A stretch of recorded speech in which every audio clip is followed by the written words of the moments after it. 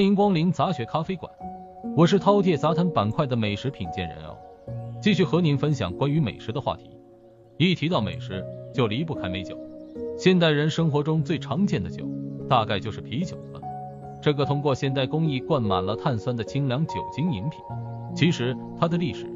可能远比您的想象还要久远。关于啤酒的起源有各种不同的说法，据说可以追溯到公元前8000年至4000年。目前已经确定的是，啤酒从古代就受到人们的喜爱。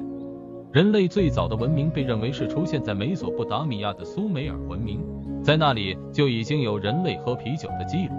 苏美尔人还在粘土板上用楔形文字记录了啤酒的制作方法：先将麦子晒干，磨成粉，烤成面包，然后捣碎加水，自然发酵。此外，大约在公元前3000年的埃及，以肥沃的尼罗河畔收获的大麦作为原料，啤酒也被广泛饮用。在之后出现的如阿卡德、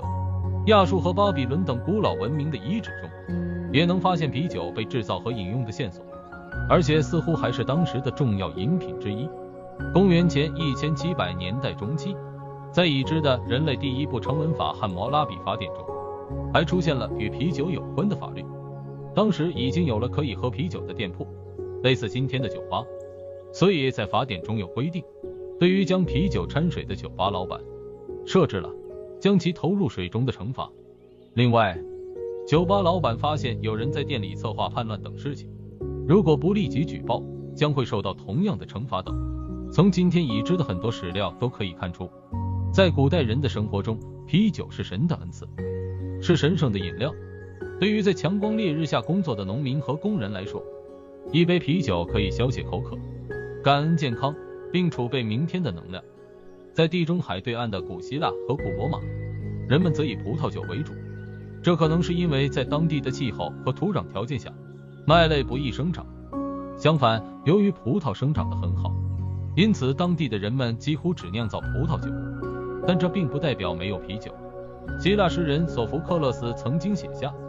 我们不想喝到希腊的啤酒这样的文字。由此可知，当时已经存在啤酒，只是并不好喝而已。公元前1800年左右，古代日耳曼人定居在北欧，也开始酿造啤酒。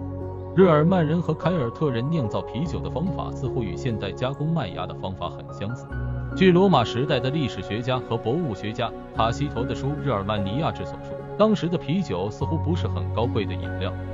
他甚至嘲笑日耳曼人对啤酒的喜爱。书里说，这饮料由大麦或小麦制成，